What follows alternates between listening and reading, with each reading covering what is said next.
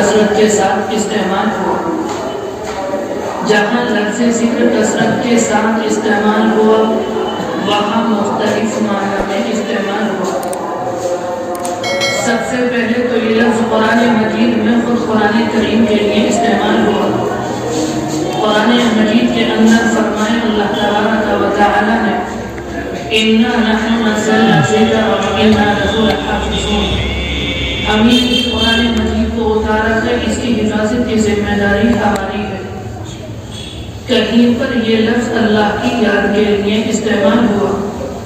قرآن مجید کے اندر فرمایا فَاذْكُرُونِي أَذْكُرْكُمْ، اے میرے بندو تم مجھے یاد کرو تو میں تمہیں یاد کروں گا۔ کہیں فرمایا اقیم الصلاۃ لذکری، نماز قائم کرو، نماز قائم کرو میرے ذکر کے لیے۔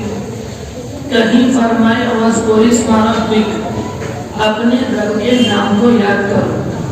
لفظ ذکر کثرت کے ساتھ قرآن مجید میں استعمال ہوا اور مختلف معنی میں استعمال ہوا۔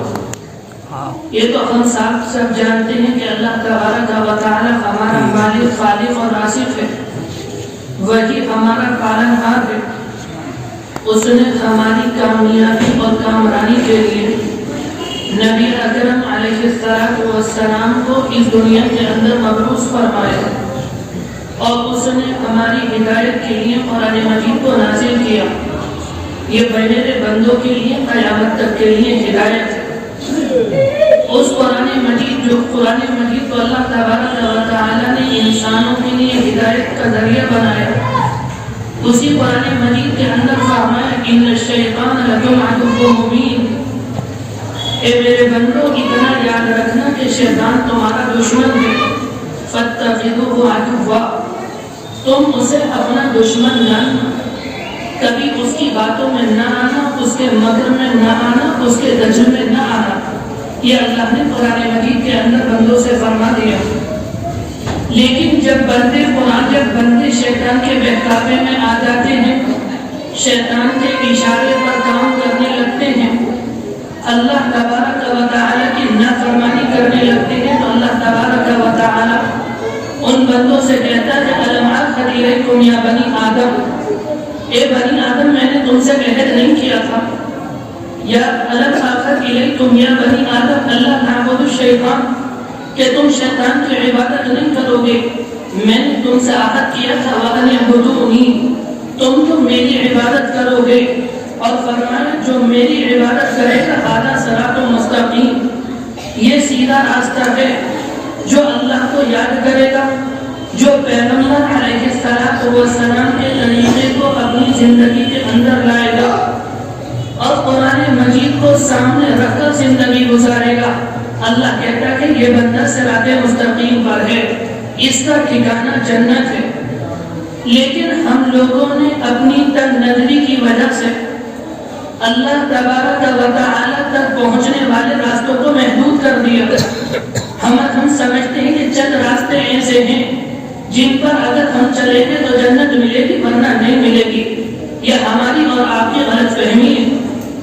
صوفیہ کرام نے اپنی کتابوں میں لکھا ہے طرق الوصول الی اللہ بعدد انفاس الخلائق، کہ اللہ تک پہنچنے کے راستے تو بے شمار ہیں کہ انسان انہیں گن نہیں سکتا، لیکن ہم یہ سمجھتے ہیں ہم نماز پڑھیں، ہم روزہ رکھیں، ہم زکات دیں تو ہم جنت میں چلے جائیں گے، اس کے علاوہ کوئی اور راستہ نہیں۔ یہ ہماری تنگ نظری ہے۔ اللہ تک پہنچنے والے راستے بے شمار ہیں۔ حدیث شریف کے اندر آتا ہے کہ ایک انسان اپنے گھر سے نکلا اور ایک سڑک کے اوپر جا رہا تھا، اس انسان کو پیاس لگی، بہت شدید پیاس لگی۔ راستے میں اس انسان کو کنواں نظر آیا، وہ کنویں میں اترا، اس نے پانی پیا، اور جب کنویں سے نکل کر آیا اس نے دیکھا کہ کنویں کے باہر ایک کتا کیچڑ چاٹ رہا ہے۔ اس نے خیال کیا، اپنے ذہن میں سوچا جس طرح سے ابھی کچھ دیر پہلے مجھے پیاس لگ رہی تھی، شاید اس سے زیادہ اسے پیاس لگ رہی ہوگی، یہ بھی تو ایک زندہ جانور ہے، جیسے میں پیاس سے تڑپ رہا تھا ایسے ہی یہ تڑپ رہا ہوگا۔ وہ اللہ کا بندہ کنویں میں اترا اور اس نے اپنے موزے میں پانی بھرا اور لا کر کتے کو پلا دیا۔ اللہ کو اس بندے کا عمل اتنا پسند آیا کہ اللہ نے اس کی مغفرت کر دی۔ اسی طرح سے بنی اسرائیل کے اندر ایک باغی عورت تھی، ایک زانیہ عورت تھی جو لوگوں سے پیسے لیتی تھی اور اپنی آبرو اپنی جان ان کے حوالے کر دیا کرتی تھی، لوگ اس سے بدکاری کرتے تھے۔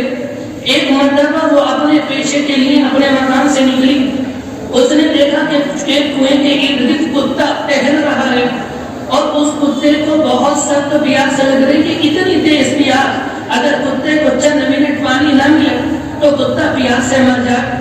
وہ زانیہ عورت کنویں کے اندر اتری اور کنویں میں اس نے اپنے موزے میں پانی بھرا اور باہر لائی، کتے کو پلا دیا۔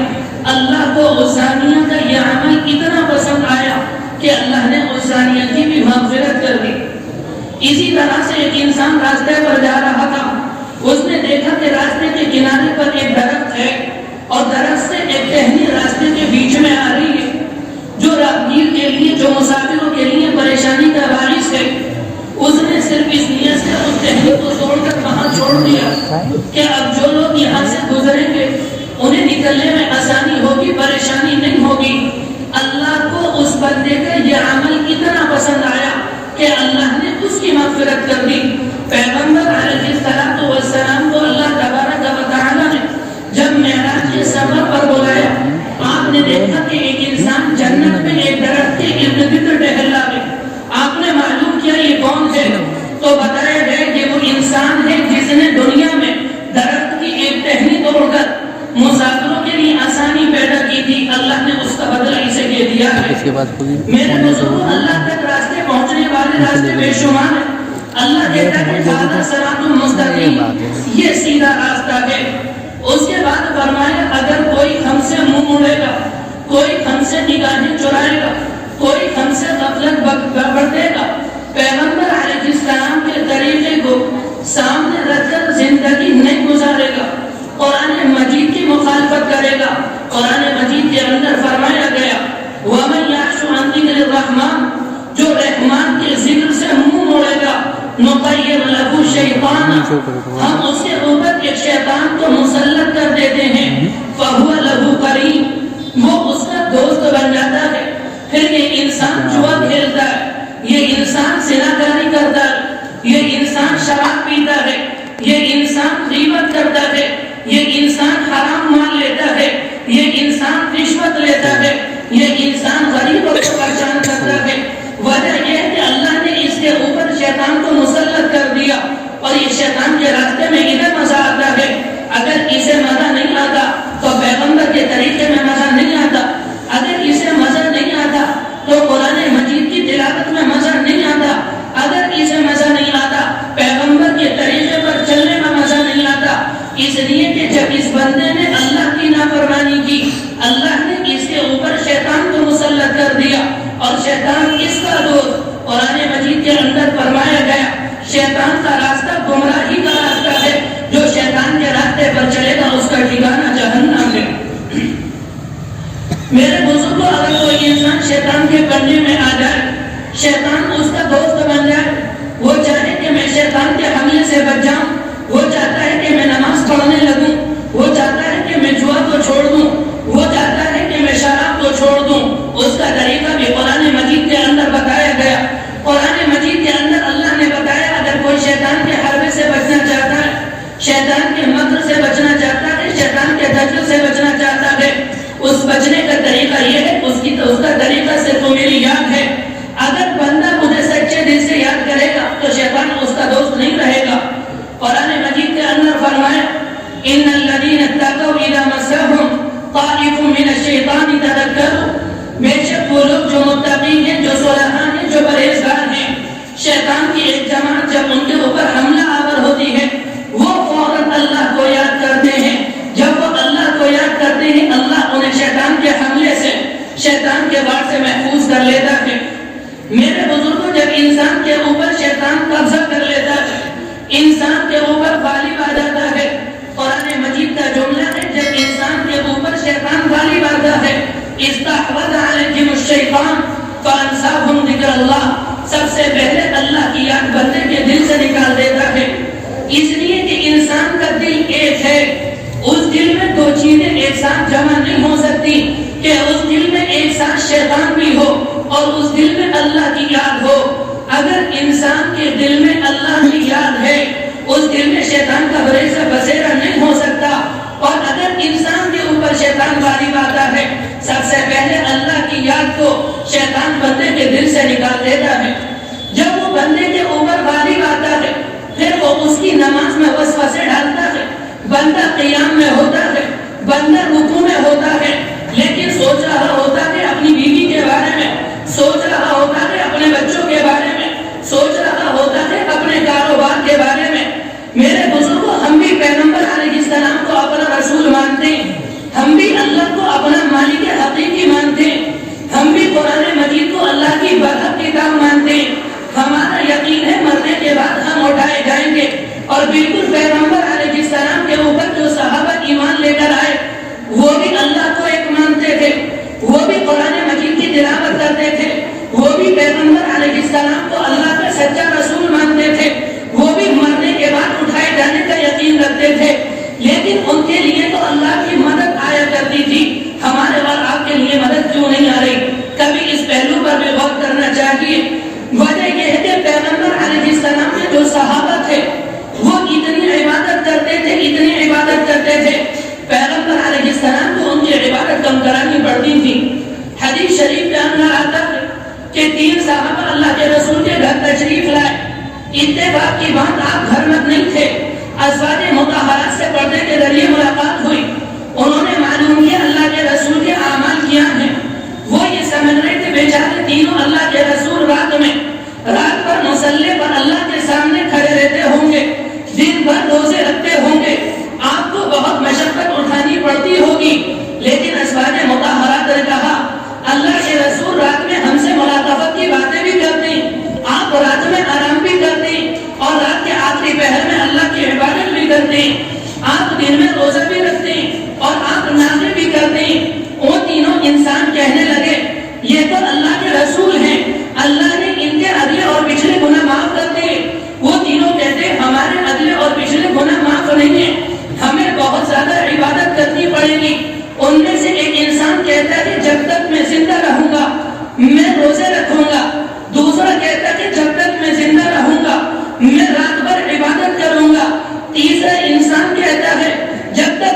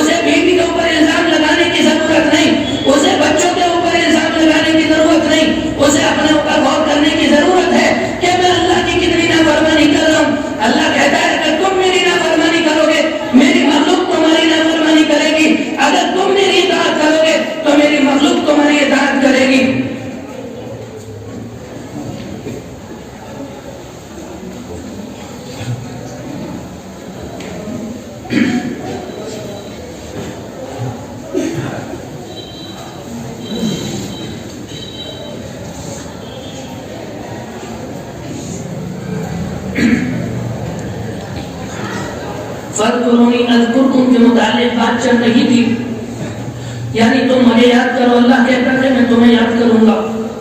اللہ کہتا ہے تم اگر تنگی میں مجھے یاد کرو گے، پریشانی میں مجھے یاد کرو گے، تو خوشحالی میں تمہیں یاد کروں گا، تمہاری پریشانی کو دور کر دوں گا.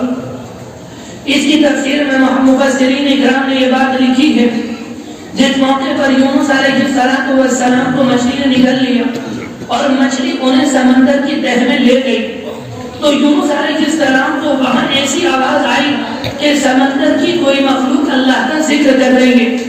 یونس علیہ السلام نے اللہ سے معلوم کیا اپنے دل میں اللہ ہی کی آواز ہے. اللہ تبارک و تعالی نے الہام کیا، اے میرے پیارے بندے یونس، سمندر کی کنکریاں میری تسبیح بیان کر رہی ہیں، اس میں کوئی تعجب کی بات نہیں. قرآن مجید کے اندر فرمایا گیا وَإِن مِّن شَيْءٍ إِلَّا يُسَبِّحُ بِحَمْدِهِ وَلَكِن لَّا تَفْقَهُونَ تَسْبِيحَهُم. کائنات کی ہر چیز، کائنات کا ذرہ ذرہ اللہ کی تسبیح بیان کرتا ہے، لیکن ہم ان کی تسبیح کو سمجھتے نہیں. جب یونس علیہ السلام نے دیکھا کہ سمندر کی مخلوق اللہ کو یاد کر رہی ہے، انہوں نے دل میں فوراً اللہ کو یاد کیا. ان کی زبان سے یہ جملے ادا ہوئے، لا الہ الا انت سبحانک انی کنت من الظالمین. یونس علیہ السلام نے مچھلی کے پیٹ میں اللہ کو یاد کیا، اللہ نے انہیں مچھلی کے پیٹ سے باہر کر دیا. قرآن مجید کے اندر ایک موقع پر فرمایا گیا وَلَوْلَا أَنَّهُ كَانَ مِنَ الْمُسَبِّحِينَ. اگر یونس ہماری تسبیح بیان نہ کرتے، اگر یونس ہمیں یاد نہ کرتے، لَلَبِثَ فِي بَطْنِهِ إِلَى يَوْمِ يُبْعَثُونَ، تو قیامت تک انہیں مچھلی کے پیٹ میں ٹھہرنا پڑتا. میرے بزرگوں، اگر ہم اور آپ کسی پریشانی میں، کوئی قرض کے بوجھ میں، کوئی مال کے بوجھ میں، کوئی بیوی بچے کے بوجھ میں، کوئی کسی پریشانی میں، اسے اللہ کو یاد کرنا پڑے گا. جب وہ اللہ کو یاد کرے گا، اللہ اس کی پریشانی کو ختم کر دے گا. میرے بزرگوں، اس زمانے میں لوگ کہتے ہیں اللہ کی یاد سے ہوتا کیا ہے؟ حدیث شریف کے اندر آتا ہے لا تقوم الساعة حتى يقال في الارض اللہ اللہ. زمین میں جب تک اللہ اللہ کہا جاتا رہے گا، جب تک زمین میں اللہ اللہ کہنے والے بندے رہیں گے، میرے بزرگوں، اس وقت تک قیامت قائم نہیں ہوگی. اللہ کہتا ہے میرے بندو تم مجھے یاد کرو، میں تمہیں یاد کروں گا. اللہ تبارک و تعالی نے دنیا کے اندر بے شمار مخلوقات پیدا کی. چاند ایک مخلوق ہے، سورج ایک مخلوق ہے، یہ کائنات ایک مخلوق ہے، لیکن اللہ نے کسی کو اشرف المخلوقات نہیں بنایا. اللہ نے اگر اشرف المخلوقات بنایا، وہ صرف انسان کو بنایا، اس کائنات میں کسی اور کو نہیں بنایا. لیکن انسان کا معاملہ عجیب و غریب ہے. جو چیزیں اسے اللہ کی جانب سے ملی ہوئی ہیں، اس چیز کی جانب انسان کی توجہ نہیں کرتی. جو چیز اسے اللہ کی جانب سے ملی ہوئی نہیں، اس جانب اس کی توجہ جاتی ہے. آپ کو اپنے معاشرے میں، اپنے سماج میں، اپنے محلے میں چوراہوں پر بیٹھ کر یہ باتیں کرتے ہوئے لوگ نہیں ملیں گے کہ اللہ نے مجھے 2 ہاتھ دیے، اللہ نے مجھے 2 آنکھیں دی، اللہ نے میرا دل و دماغ صحیح بنایا، اللہ نے مجھے معذور اور اپاہج نہیں بنایا. یہ اللہ تیرا شکر احسان. میرے بزرگوں، اگر کسی موقع پر انسان فصل کرتا ہے اور کھیتی اچھی ہو جاتی ہے، کھیتی اچھی ہو جاتی ہے، اس موقع پر بھی انسان اللہ کو یاد نہیں کرتا.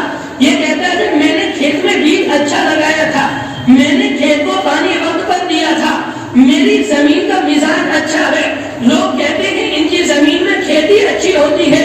اگر فصل اچھی ہو جاتی ہے، وہ انسان چاہتا ہے کہ لوگ میری تعریف کریں، لیکن یہ انسان اتنا بڑا ناشکرا ہے، یہ تب بھی اللہ کو یاد نہیں کرتا. میرے بزرگوں، اللہ نے آنکھ دی، یہ اللہ کی عظیم نعمت ہے. کسی نابینا سے جا کر معلوم کریں، جو اپنے بچوں کو نہیں دیکھ سکتا، جو اپنے بھائی بہن کو نہیں دیکھ سکتا، اس کا بھی تو دل چاہتا ہوگا کہ میں اپنے بھائی بہن کو دیکھوں. اس کا بھی تو دل چاہتا ہوگا میں اپنے بچوں کو دیکھوں. اس کا بھی تو دل چاہتا ہوگا میں قرآن مجید کو دیکھوں. اس کا بھی تو دل چاہتا ہوگا میں اپنی آنکھوں سے اللہ کے گھر کا دیدار کروں. مگر اللہ نے اسے اس نعمت سے محروم کیا. کسی معذور سے جا کر معلوم کرے ٹانگوں کی قیمت کیا ہوتی ہے. اللہ نے انسان کو ہاتھ پیر دیے، صحیح سلامت دیے، لیکن انسان کی زبان سے تب بھی شکر ادا نہیں ہوتا. قرآن مجید کے اندر اللہ فرماتا ہے ان الانسان لربہ لکنود. انسان تو اپنے مالک کا بڑا ناشکرا ہے، یہ کبھی شکر نہیں کرتا، اسے شکر کی توفیق نہیں ہوتی. میرے بزرگ، اللہ تبارک و تعالی فرماتا ہے کہ انسان بہت تصدیق نہیں ہوتی۔ اللہ نے ہمارے اوپر ایک احسان یہ کیا کہ اس نے ہمیں اشرف المخلوقات بنایا۔ دوسرا احسان اس نے یہ کیا کہ اس نے ہمیں اور آپ کو اسلام والا بنایا۔ اس نے پیغمبر علیہ السلام کی امت کے اندر پیدا فرمایا۔ میرے بزرگوں جب ان لوگوں کو جا کر دیکھیں جن کے پاس اسلام نہیں ہے، جو قرآن مجید کی تعلیم کو نہیں جانتے، جو پیغمبر کو اپنا رسول نہیں جانتے، جو پردے کی حقیقت کو نہیں جانتے، جو حلال کی پاکیزگی کو نہیں جانتے، جو حرام کی غلاظت کو نہیں جانتے، میرے بزرگوں کو حلال اور حرام کو ایک سمجھتے، وہ ناپاکی اور پاکی کو ایک سمجھتے، میرے بزرگوں کو حلال کے قریب جاتے۔ پیغمبر علیہ السلام نے بتایا تھا حلال الگ چیز ہے، حرام الگ چیز ہے۔ اگر بندہ حلال استعمال کرے گا یہ بندہ دنیا میں زناکاری نہیں کرے گا۔ اگر بندہ حلال کھائے گا یہ دنیا میں رشوت کے قریب نہیں جائے گا۔ اگر بندہ حلال کھائے گا یہ لوگوں کو تکلیف نہیں پہنچائے گا۔ پیغمبر علیہ السلام نے فرمایا تھا اگر کوئی انسان حرام کھاتا ہے وہی انسان زناکاری کرتا ہے، وہی انسان شراب پیتا ہے، وہی انسان جوا کھیلتا ہے، وہی انسان رشوت لیتا ہے، وہی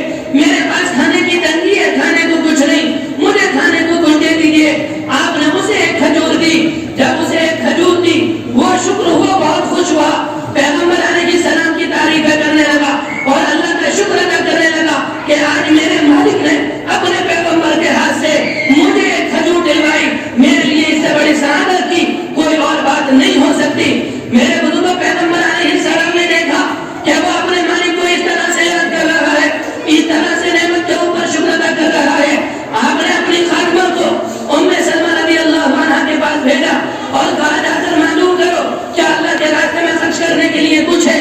ام سلمہ نے اپنی خادمہ کے ساتھ 40 دینار یا 40 درہم بھیجے. اللہ کے رسول نے وہ 40 دینار اس مفلس کو دے دیے. لئن شکرتم، اللہ کہتا ہے اگر تم میرا شکر ادا کرو گے، لازیدنکم، ہم تمہارے مال میں اضافہ کریں گے. اللہ کہتا ہے وَإِن مِّن شَيْءٍ إِلَّا عِندَنَا خَزَائِنُهُ، ہر چیز کے خزانے تو ہمارے پاس موجود ہیں. اور کہیں فرمایا وَيَرْزُقْهُ مِنْ حَيْثُ لَا يَحْتَسِبُ، ہم اپنے بندے کو ایسی جگہ سے رزق دیتے ہیں کہ بندے کو وہم و گمان نہیں ہوتا. کیا اس فقیر کو، اس مفلس کو گمان تھا کہ اللہ کے رسول مجھے 40 دینار دے دیں گے؟ یہ تو سمجھ رہا تھا کہ اللہ کے رسول ایک کھجور دے دیں گے، لیکن اس نے اپنے مالک کا شکر ادا کیا تو اللہ کے رسول نے اسے 40 دینار دیے. ایک مرتبہ موسیٰ علیہ السلام بہت زیادہ تڑپ رہے تھے اور دعا کر رہے تھے، کہہ رہے تھے اللہ آپ نے ہمیں اتنی نعمتوں سے نوازا، اتنی کھانے کی چیزیں دی، دیکھنے کو آنکھیں دی، سننے کو کان دیے، پکڑنے کو ہاتھ دیے، چلنے کو ٹہلنے دی، پہننے کو کپڑے دیے، کھانے کو شاندار کھانا دیا. موسیٰ علیہ السلام کہہ رہے تھے اے مالک تیرا شکر ادا کیسے کروں؟ اے مالک میری سمجھ میں نہیں آتا، میں آپ کا شکر ادا کیسے کروں؟ آپ کی تو ایک نعمت ایسی ہے، اگر زندگی بھر اس نعمت کے لیے سجدہ کیا جائے تو آپ کی ایک نعمت کا شکر ادا نہیں ہو سکتا. موسیٰ علیہ السلام تو اسی حالت میں وحی آئی اور کہا اے میرے پیارے موسیٰ، جب تمہارے دل کی یہ کیفیت ہو میں اپنے مالک کا شکر ادا کیسے کروں، تو سمجھ لینا کہ تم نے اپنے مالک کا شکر ادا کر دیا. میرے بزرگوں، ہم اپنے مالک کی کتنی نعمتوں کو وصول کرتے ہیں، اللہ کے 24 گھنٹے اللہ کے احسانات کو، اللہ کی نعمتوں کو وصول کرتے ہیں. کیا ہمارے دل کی ان نعمتوں کو وصول کرنے کے بعد یہ کیفیت ہے کہ میں اپنے مالک کا شکر ادا کروں؟ اگر میرے دل کی یہ کیفیت ہے تو ہم نے اپنے مالک کی نعمت کا شکر ادا کر دیا. اور اگر ہمارے دل کی یہ کیفیت نہیں تو میرے بزرگوں ہم نے اپنے مالک کا شکر ادا نہیں کیا.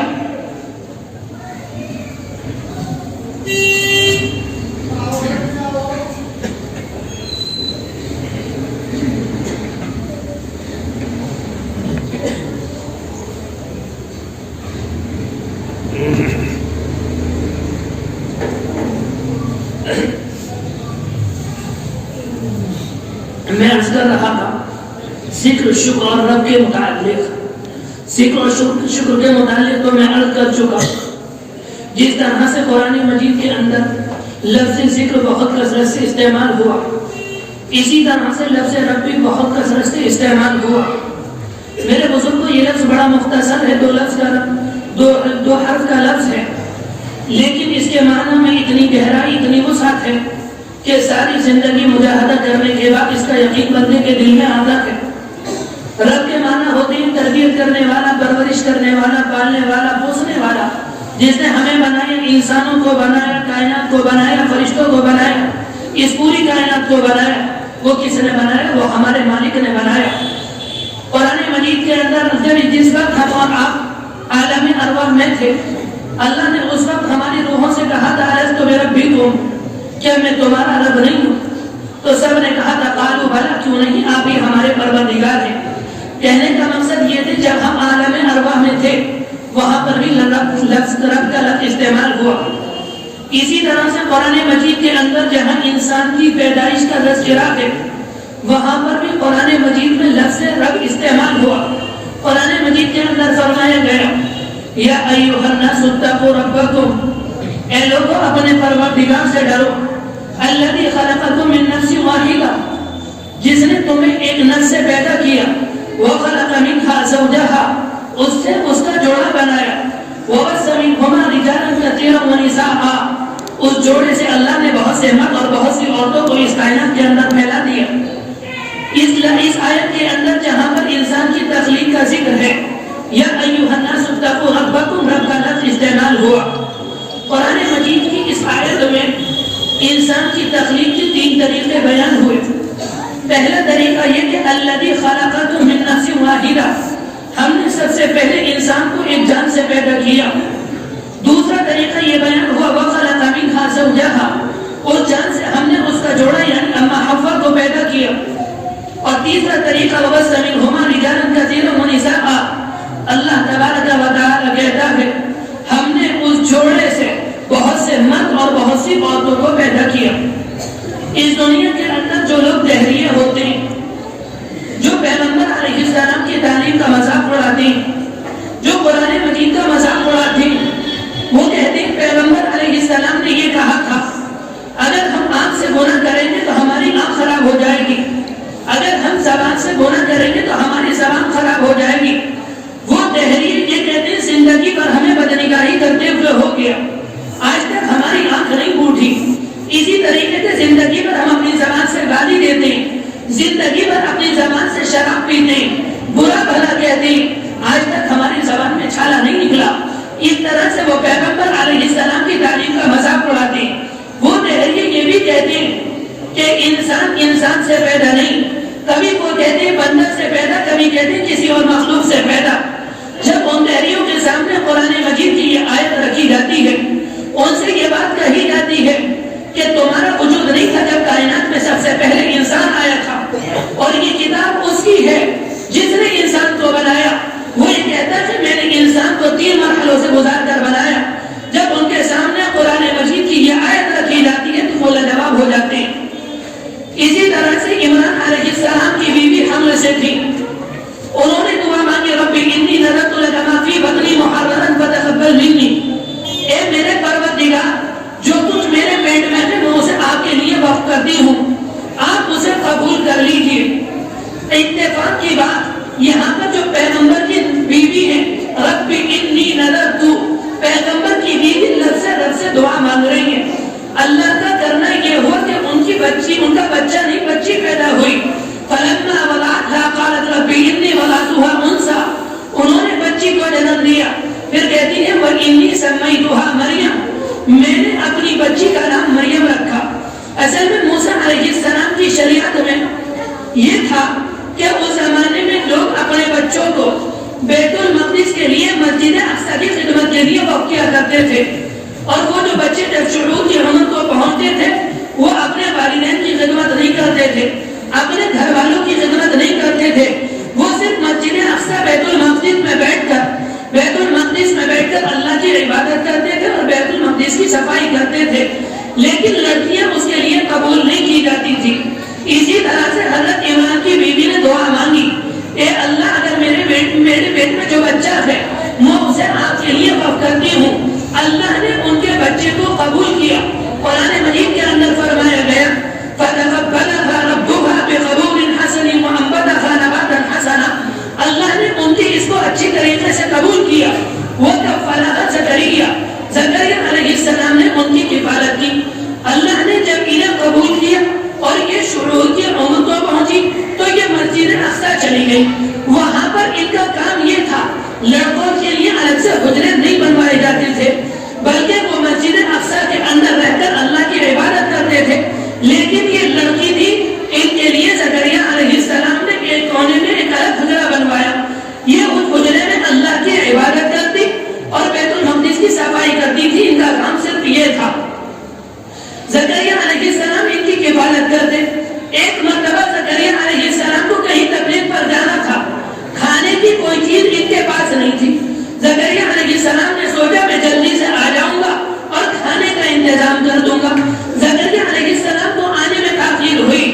جب وہ اس حجرے کے اندر داخل ہوئے تو دیکھا کہ مریم علیہ السلام کے پاس بے موسم پھل لگے ہوئے، وہ اس میں سے کھا رہی ہیں۔ قرآن مجید کا بیان ہے کلما دخل علیہا زکریا المحراب، جب زکریا علیہ السلام محراب میں داخل ہوئے وجد عندها رزقا، انہوں نے مریم کے پاس پھل پائے۔ وجد عندها رزقا قال یا مریم انا لک ھذا، معلوم کیا یہ کہاں سے آئے ہیں؟ وہ کہتی ہے قالت هو من عند اللہ، یہ اللہ کے پاس سے آئے ہیں۔ ان اللہ یرزق من یشاء بغیر حساب، اللہ جسے دیتا ہے بغیر حساب کے رزق دیتا ہے۔ اصل میں مسئلہ یہ تھا،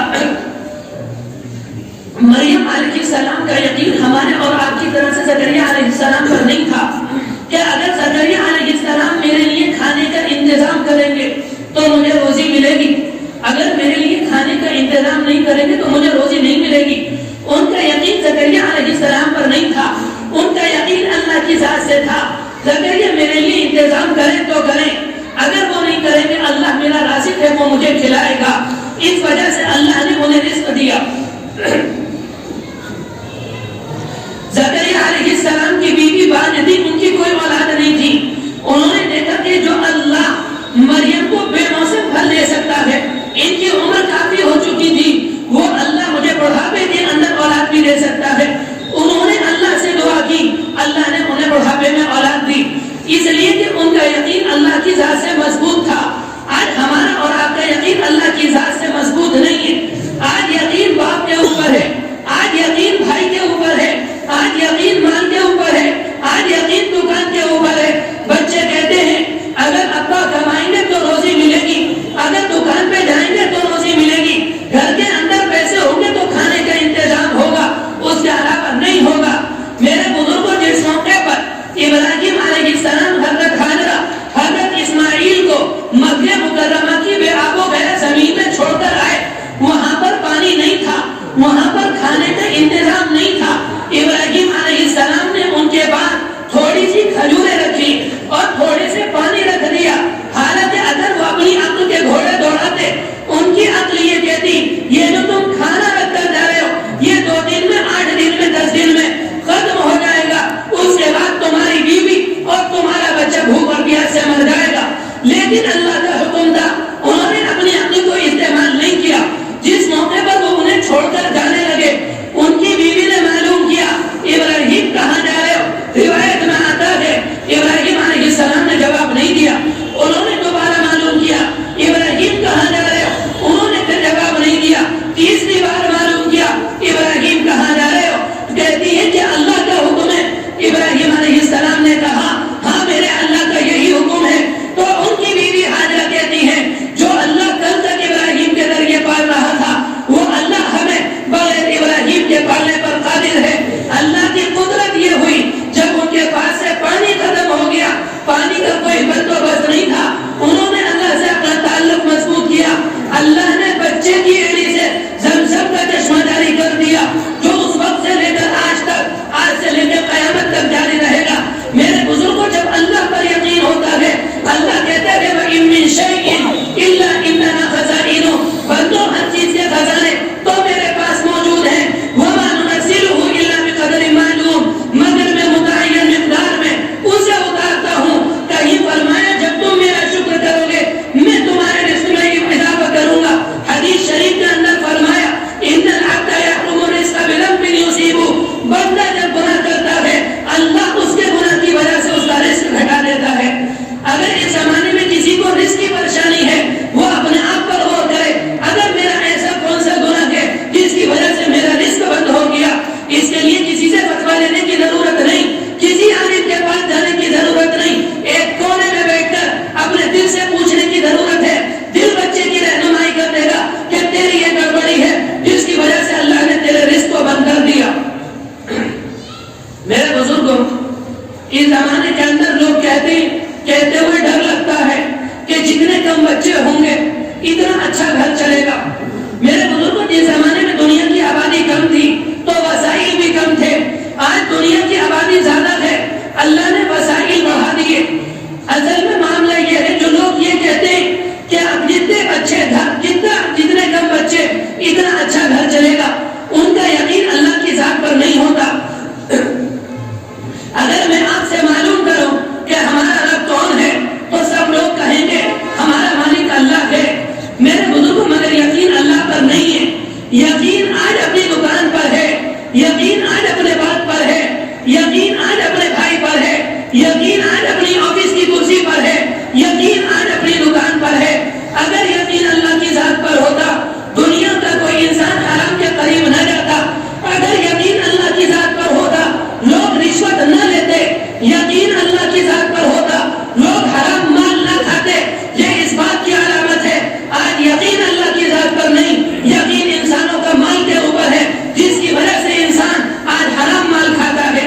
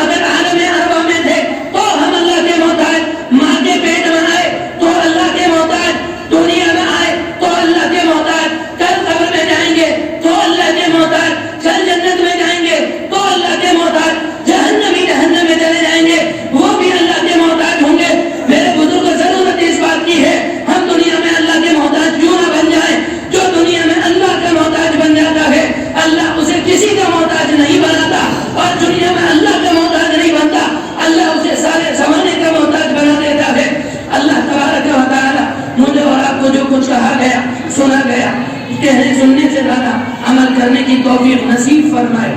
وآخر دعوانا ان الحمد للہ.